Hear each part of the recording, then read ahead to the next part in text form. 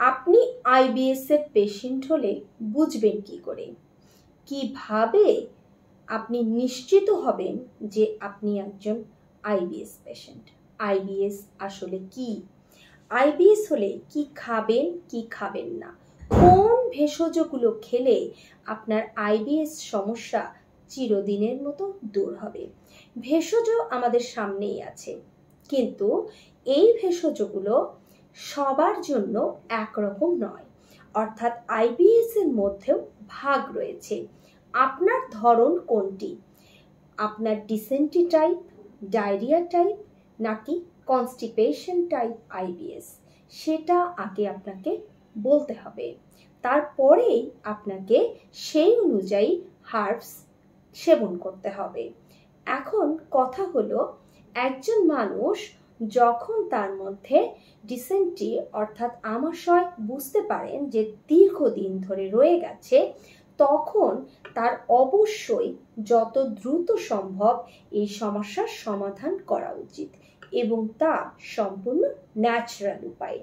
যদি তিনি ন্যাচারাল উপায় গ্রহণ না করেন, তখনই কিন্তু সেটা দীর্ঘস্থায়ী হবে। রোগ একদমই ভেতর থেকে সম্পূর্ণ শেষ হবে না, এবং সেই সময়টায় গিয়ে একজন পেশেন্ট হয়তো একজন ডাক্তারের কাছ থেকে জানতে পারেন যে তার আইবিএস।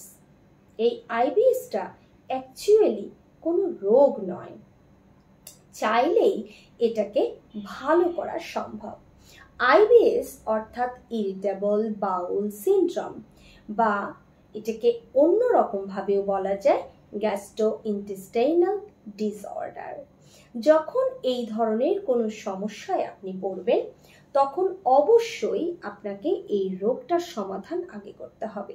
তা না হলে এই রোগ থেকে আপনার আরও কিছু রোগ তৈরি হবে, যেমন অ্যালার্জিক্যাল প্রবলেম, ফুসফুসের সমস্যা। কোথা থেকে হচ্ছে?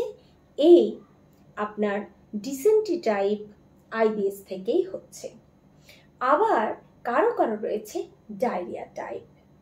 ডায়রিয়া টাইপ থেকেও কিন্তু আপনার নানাবিধ রোগ হতে পারে, তবে তার জন্য কিন্তু আবার হার্বস আলাদা, অর্থাৎ ভেষজ আলাদা। যদি আপনার মনে হয় আপনার কনস্টিপেশন টাইপ, হয়তো আপনি প্রথম দিকে সিলিকন অর্থাৎ ইসবগুলের ভুসি খাচ্ছেন, হয়তো কিছু শাকসবজি বাড়তি করে খাচ্ছেন, কিন্তু আপনার রোগ ভালো হচ্ছে না। আপনি কি ভাবছেন তখন? যে এটা এমন কোনো বিষয় নয়, এটা অনেক বড় বিষয়, কারণ এখান থেকে আপনার নানাবিধ রোগ হতে পারে। আমরা জানি যে এই যে অ্যানাল ফিশার, ফিস্টুলা, পাইলস, এই যে এক একটা পর্যায়, এটা কোথা থেকে আসে? কনস্টিপেশন থেকে। আর দীর্ঘদিন থেকে এই রোগটা থাকার কারণে কিন্তু সেক্ষেত্রেও আপনার আইবিএস টেন্ডেন্সি হতে পারে।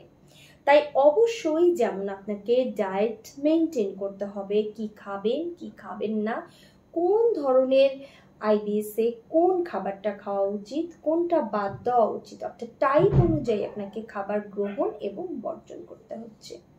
এবং একই সঙ্গে আপনাকে এটাও মেনটেন করতে হবে যে আপনি সম্পূর্ণ হার্বসের উপর ডিপেন্ড করবেন। অনেকেই আছেন যারা ঘন ঘন গ্যাস্ট্রিকের ওষুধ খাচ্ছেন, অর্থাৎ গ্যাস্ট্রাইটিস সমস্যার সমাধানের জন্য যারা নিজেদের ইচ্ছা মতো গ্যাস্ট্রিকের ওষুধ খাচ্ছেন, সমাধান কিন্তু দীর্ঘস্থায়ী পাবেন না, বরং এর কারণে লিভার ড্যামেজ হয়ে যাও নতুন কিছু নয়। বহুদিন থেকেই এই সমস্যায় মানুষ ভুগছেন।